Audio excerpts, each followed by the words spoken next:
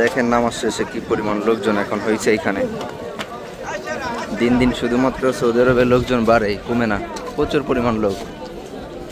আরও তো চলে যাওয়া ধরছে প্রায় 3-4 মিনিট আগে থেকেই। এখানে একটা বিষয়, কেউ সুন্নত নামাজ পড়ার মতো সময় অনেকের হাতেই নাই, অনেকেই পড়তেও চায় না। এটা ঠিক না, সুন্নত নামাজ পড়ে তারপরে মসজিদ থেকে বেরোনোর দরকার। আসসালামু আলাইকুম। আজকে শুক্রবার সকালবেলা, এখন প্রায় 11:30 বাজে। এই মুহূর্তে নামাজে যাব, জুম্মার নামাজ। আপনি একটা জিনিস খেয়াল করবেন, যারা বিদেশে থাকে দেখবেন তাদের প্রতিনিয়ত ফ্যামিলির সাথে বিভিন্ন সময় ঝগড়া লেগে থাকে। সেটা শুধুমাত্র আপনি আমি বিষয়টা এরকম না, আমি দেখছি একেবারে অল্প বয়স থেকে শুরু করে, মানে অবিবাহিত ছেলেমেয়েদের থেকে শুরু করে একেবারে সেই বৃদ্ধ বয়স 50, 60, 70 বছরের মানুষও বিদেশ থাকে। এই যে দেখেন একটা মুরব্বী চাচা, প্রায় 70-এর উপরে ছাড়া নিচে হবে না বয়স, পাকিস্তানি এক চাচা। এরকম ধরনের মানুষের সাথে অনেক সময় ফ্যামিলির সাথে তর্ক বিতর্ক লেগে থাকে। এর প্রধান কারণ হইতেছে বিভিন্ন রকমের সমস্যা নিয়ে লাগে। এটা স্বাভাবিক, এটা লাগবেই। যতদিন মানুষ বেঁচে থাকবে ঝগড়া ততদিনই লাগবে। তা এই কথাটা বলার আরও একটা উদাহরণ আছে, একটু পরে আমি সেটা বলতেছি আপনাদেরকে। যেমন আমি আমার কথা বলি, প্রায় আজকে 4-5 দিন হয়ে যায় আমার ফ্যামিলির সাথে কিন্তু মোটামুটি একটা দ্বন্দ্ব চলতেছিল। পরে আজকে শুক্রবার, কাজকর্ম নাই, একা একা রইছি। একা বলতে রুমে আরও লোকজন আছে, তারপরও ভালো লাগতেছিল না। যার প্রয়োজন আমি ইচ্ছা করেই, আমি অপরাধ না করে, তারপরেও দেখা গেছে যে আমি অপরাধী সেজে তারপরে আমি আমার ফ্যামিলিকে বুঝাইলাম যে এই কারণ। যাই হোক, এখন সেটা সমাধান হয়েছে। সব থেকে বড় কথা হলো, আমার মেয়েটার জন্য কলিজাটা একদম ফাইটে আসতেছিল। আর জানেনি বর্তমানে একটা দেশের ভিতরে ধর্ষণ নিয়ে বিভিন্ন রকমের একটা সমস্যা চলতেছে। এই সমস্ত নিউজ যখন আমরা দেখি বিদেশ থেকে, আমাদের অন্যের মেয়েদের এরকম একটা ঘটনা ঘটছে, আমাদের বিশ্বাস করবেন কলিজাটা একদম মানে কেঁপে ওঠে, বা মানে অন্যরকমের একটা ফিলিং কাজ করে। যাহার এই মেয়েটাকে যদি এখন আমরা একটু জড়ায় ধরতে পারতাম, অথবা মানে তার বাপকে একটু সান্ত্বনা দিতে পারতাম, তার মাকে একটু সান্ত্বনা দিতে পারতাম। আর সেইখানে আমাদের মেয়েরা বাংলাদেশের ভিতরে থাকে, তাদের সাথে ঝগড়া করে কোনোভাবেই থাকতে পারি না। মাত্র 2 থেকে 3 দিন হয়েছে, কলিজাটা একদম ফাইটে আসতেছিল। আর যাদের মেয়ে চলে গেছে, কোল খালি হয়ে গেছে, তারা কিভাবে তাদের নিজেদেরকে সান্ত্বনা দিতেছে। যাই হোক, আমি বাংলাদেশ সরকারকে অনুরোধ করে কোনো লাভ নাই ভাই। সেই 70-75 বছর থেকেই এইগুলা হয়ে আসতেছে। মানে মানুষের হাতে পায়ে ধরে কোনো আইন প্রয়োগ করা যাইতেছে না। আপনি এটা কখনো সমাধান করতে পারবেন না যতক্ষণ পর্যন্ত ধর্ষকের বিচার প্রকাশ্যে না করবেন, ততক্ষণ পর্যন্ত এটা সমাধান করতে পারবেন না। কিয়ামত পর্যন্ত এটা করতে পারবেন না। আপনি দেখেন সৌদি আরবে এরকম ঘটনা ঘটতেছে কিনা, বা অন্য কোনো দেশে এরকম ঘটনা ঘটতেছে কিনা। হ্যাঁ, এটা স্বাভাবিক, একটু একটু হইতেই পারে, কিন্তু একেবারে যে এই রকম বয়সীর মেয়েদেরকে এরকম অবস্থা করতেছে, এইটা মানে এটা খুবই একটা নজিরবিহীন একটা ঘটনা। যদিও এরকম কোনো কিছু হয়ে থাকে, সাধারণত যদি প্রাপ্তবয়স্ক কোনো মানুষ যদি এরকম একটা ঘটনার সাথে জড়িত হয়ে যায়, তাকে কিন্তু প্রকাশ্যে এনে একেবারে প্রকাশ্যে তাকে হত্যা করা হয়। এটা সৌদি আরবে এই আইন চালু আছে, বা বিভিন্ন দেশে এগুলো চালু আছে। আপনি একটা বিচার শুধুমাত্র এরকম করেন, আমি চ্যালেঞ্জ করে বললাম, তারপর থেকে ধর্ষিতা সব কিছু বন্ধ হয়ে যাবে। মানে তাদের শোনার শক্ত হবে না কখনো। আপনি একবার করে দেখেন না, এটা হবে না বাংলাদেশে। কেন হবে না? কারণ আমাদের বাংলাদেশের যেই উচ্চ মহলে যারা আছে, তারা তো আমাদের বাংলাদেশের নেতা না, তারা হলো অন্য অন্য দেশের নেতা। যাই হোক, ডিটেলসে এত কিছু বলা যাবে না। এই যে 24 সালের পর থেকে একটা সরকার পতন হয়ে যাওয়ার পরে যে রাজনীতি বর্তমানে বাংলাদেশে চলতেছে, এই রাজনীতির ভিতরে পুরোপুরি ইন্ডিয়া দায়ী আছে, পুরোপুরি আমেরিকা দায়ী আছে, পুরোপুরি বহির্বিশ্বের মানুষের এখানে হাত আছে। যদি আপনি এটা ফিলিং করতে না পারেন, তাহলে বুঝতে হবে যে আপনি আসলে এইগুলার প্রতি আপনার কোনো ধারণাই নাই। 100% শিওর আমাদের দেশ হইলেও তারপরে দেখা গেছে বহির্বিশ্বে মানুষের মাথা চারাটা এখানে অনেক পরিমাণ বেশি। আর এর প্রধানত কারণ হইতেছে, আপনি আপনার নিজেকে যদি একটু বাঁচেন, তাহলে এই বিষয়টা আপনি বুঝতে পারবেন। যেমন আমি আপনাকে বলি, দেখবেন অনেক সময় আমাদের ফ্যামিলির মা, বাপ, অথবা ভাই, অথবা আমার বউ, অথবা দেখা গেছে পাড়া প্রতিবেশী, আমার চাচি, খালা, এরা কিন্তু মানুষের বুদ্ধিটা একটু বেশি শোনে। আর এই স্বভাবটা শুধুমাত্র বাংলাদেশে বেশি। অন্য দেশের কোনো একটা মানুষকে আপনি কোনো একটা সান্ত্বনা দিয়ে বোঝাইতে পারবেন না যে ওই ধরনের কাজ করছে। সাধারণত আমি আমার কথা বলি, আমি যখন থানার ভিতরে, অনেকে জানেন হয়তো, বা ব্যবসা বাণিজ্য করি, আমি যখন একজনের কাছ থেকে মাল কিনতে যাই, সেই মুদিরের কাছে অন্য এক বাঙালি যায় বলে ও তো এরকম খারাপ, ও তো এরকম এরকম করে। সে যদি ইন্ডিয়ান হয় কখনো তার কথা বিশ্বাস করবে না। সে যদি আফগানিস্তান হয় কখনো তার কথা বিশ্বাস করবে না, বা সে তুরস্ক হইলে, বা এই দেশে তো বিভিন্ন রকমের মানুষজন থাকে, এরকম কথা কেউ কারো কোনো দিন বোঝাইতে পারে না। শুধুমাত্র বাঙালির কাছে যায় বোঝাইতে পারে যে ওর ভিতরে এই ঝামেলা আছে, ও এরকম এরকম। বাঙালি সেই কথাটা তখন মাইন্ডে নিয়ে নেবে, কারণ আমাদের ছোট্ট সময় থেকে স্বভাব চরিত্র এরকমই হয়ে আইছে, আর এগুলোর মধ্যে থেকে আমরা বড় হয়ে আইছি। তা যাই হোক, এখন শুক্রবার আপনাদেরকে মসজিদের সামনের দৃশ্যটা একটু দেখাই, চেষ্টা করবো দেখানোর জন্য। এপাশে অনেকে বসে রোদের মধ্যে নামাজ পড়ে, আমিও পড়তাম, কিন্তু এখন রোদ অতিরিক্ত বেশি, যার প্রয়োজনে এই সমস্ত জায়গায় বসে আমি নামাজ আদায় করি না, বা এখানে আমার বসতেও ভালো লাগে না। এখন ভিতরে চলে যাবো সরাসরি, আপনাদেরকে হালকা পরিমাণে একটু দেখাই পরিস্থিতিটা। এখানে অনেক পরিমাণ বাজার আছে, লোকজন আরও একটু বেশি হয়ে যাবে একটু পরে, এখনও প্রায় আরও আধা ঘন্টার মতো সময় আছে।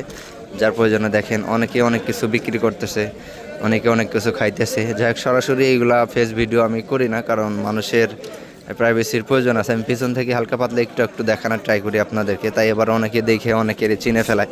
এই যে একজন এখানে বিক্রি করতেছে, দই বিক্রি করতেছে। তবে একটা জিনিস বলি, সৌদি আরবে কিন্তু এরকম খোলামেলা জিনিসপত্র বিক্রি করা একেবারেই নিষেধ। এর ভিতর থেকেও দেখা গেছে অনেকেই করে, এটা রিস্ক নিয়ে করে। যদি হুট করে আপনাকে ধরে 100% আপনাকে দেশে পাঠিয়ে দিবে মামলা দিয়ে। এটা কিন্তু করা একেবারেই অবৈধতা সৌদি আরবের মধ্যে, মানে কোনো রকম বৈধতা নাই। ওই পাশে পুরাতন কাপড় চোপড় বিক্রি করতেছে, এইখানে জুতা, বুট, আবি মানে টোটাল সব কোয়ালিটির, A to Z সব কোয়ালিটির মালটাল এখানে বিক্রি করে। আবার ওই সামনে কাঁচা মাছও বিক্রি করে, ওই যে ওই পাশে বসে রয়েছে। আপনাদেরকে দেখাবো কি না, কারণ আমার এরকম ভিডিও করতে ভালো লাগে না। যদি এর ভিতরে সিআইডি থাকে তাহলে কিন্তু আমার সমস্যা হবে, কারণ ওদের চেয়ে বড় অপরাধী আমি হব। কারণ এই সৌদি আরবের কোনো কিছু ভিডিও করে মানে বাইরে এগুলো প্রকাশ করার নিয়মকানুন নাই, যার প্রয়োজনে মানে আমি খুবই আতঙ্কের মধ্যে থাকি। আর এই প্রয়োজনে এইখানে ভিডিও আমি এরকম একটা করতে চাই না, কারণ এরা হয়তো বিক্রি করতেছে, এদেরকে মামলা দিবে হয়তো, বা বিক্রি করতেছে একটা অপরাধের জন্য। আর আমার যদি কোনো সিআইডি এসে ধরে, আমার মামলা দিবে আরও বেশি ডেঞ্জারাস।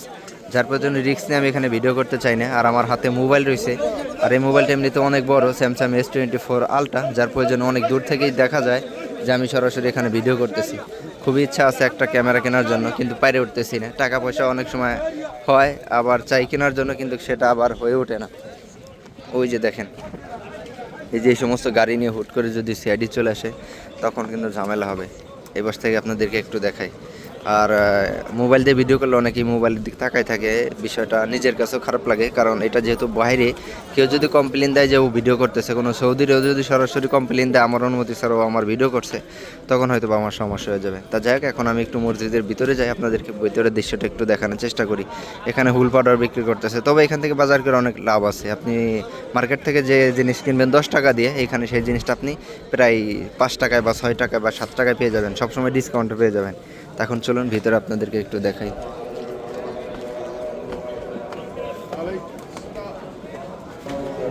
অলরেডি আজান আবারও দিয়ে দিতেছে এখন।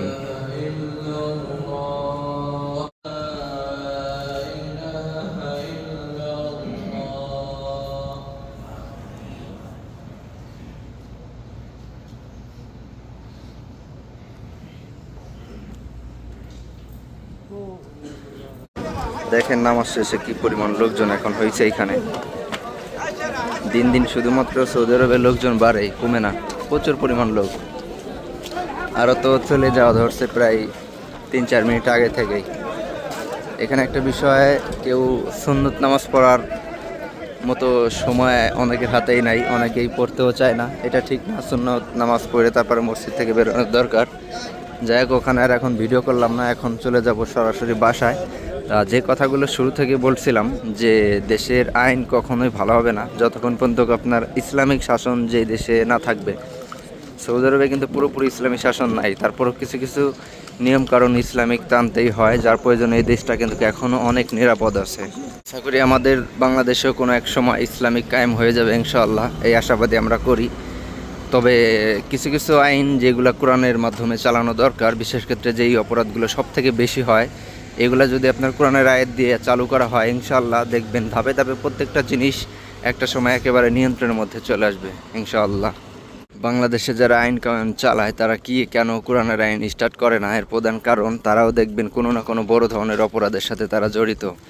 কিছুদিন আগে এক মন্ত্রীর কথোপকথন শুনলেন যে তার নাকি 13-14 বছরের মেয়ে দরকার, 15-16 বছরের মেয়ে দরকার। তা এই ধরনের অপকর্ম কিন্তু যারা মন্ত্রীর মধ্যে, যারা দায়িত্বের মধ্যে আছে, উপর মহল্লার যারা আছে, অনেকেই কিন্তু এই সমস্ত অপকর্মের সাথে জড়িত, যার প্রয়োজনে তারা নিজ থেকে চায় না যে কোরআনের আইন দেশের মধ্যে চালু হোক বা স্টার্ট হোক, বা এই আইন আরও বেশি কঠোর হোক। আপনি যেখান থেকে শুরু করবেন সেই জায়গাতেই যদি আপনার সমস্যা থাকে, সেই জিনিস কখনোই সমাধান করা সম্ভব না। মোট কথা, যদি ঘরের ইন্দুরে যদি বেড়া কাটে, সেটা কিন্তু আপনি সহজে নিয়ন্ত্রণ করতে পারবেন না। তো বাংলাদেশের প্রত্যেকটা পরিস্থিতিতে এরকম সমস্যা একেবারে গোড়া থেকেই।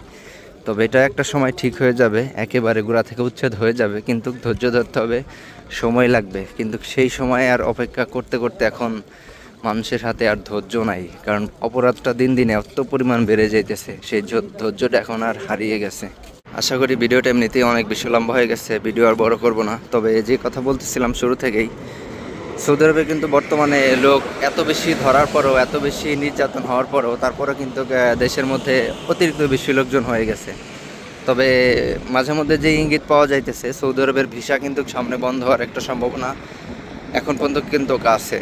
কারণ আপনার এত পরিমাণ লোক সৌদি আরবে হয়ে গেছে যে এই লোকে যদি আরও 2-4 বছর ভিসা বন্ধ থাকে, এদের মাধ্যমে কিন্তু কাজ চালাইতে পারবে। সেই সিস্টেম কিন্তু অলরেডি সৌদি সরকার সেভাবেই কিন্তু এই দেশটাকে নিয়ে আসছে। তা যাদের সৌদি আরবে আসার ইচ্ছা আছে, অনুরোধ করব খুব অল্প সময়ে জলদি চলে আসেন, কারণ আসার পর এক ব্যবস্থা হয়েই যাবে। যদি বাংলাদেশে আপনার কোনো কাজ না থাকে, আর যদি বাংলাদেশে আপনার পার ডে অ্যাভারেজে 30-40 হাজার 50 হাজার ইনকাম করার কোনো ব্যবস্থা থাকে, আপনার জন্য কখনোই বিদেশ না। মনে রাখবেন বিষয়টা, কারণ এই দেশে আপনি 1 লক্ষ টাকা ইনকাম করার পরও বাংলাদেশে 50 হাজার টাকা পাঠাইতে পারবেন না। কথাটা একেবারে সুন্দর করে খাতা কলমে লিখে রাখেন। বিদেশ কাদের জন্য? যাদের বাংলাদেশে 10-15 হাজার টাকাও ইনকাম নাই, মানে ঘুরে ঘাড়ে বেড়ায়, আড্ডাবাজি করে বেড়ায়, হাতে তেমন একটা কাজ করতেও মন চায় না, তাদের জন্য হইলে বিদেশ। কারণ তারা একবার বিদেশে এসে গেলে আমার মতো কাজ করতেই হবে, দ্বিতীয়তে কোনো রাস্তা নাই। তবে নিজের টাকা দিয়ে আসতে হবে, বাপ ভাইয়ের টাকা দিয়ে আসা যাবে না, কারো টাকা নিয়ে আসা যাবে না, তাহলে কিন্তু আপনি টিকতে পারবেন না দেশে। যখন কষ্টের মধ্যে পড়বেন তখন মন চাবে চলে যায় এখান থেকে, কারণ আপনার নিজের প্রতি, নিজের টাকার প্রতি একটা ভালোবাসা থাকবে, নিজের কষ্টের জিনিসের প্রতি একটা থাকবে অন্যরকমের। তা যাক, এখন ভিডিও রেখে দেবো। সবাই ভালো থাকবেন, সুস্থ থাকবেন। পাকিস্তানটা বেশি, সব থেকে বেশি, ইন্ডিয়ান, পাকিস্তানি, বাংলাদেশ, এই 3 দেশের মানুষ সব থেকে বেশি দেখা যায়।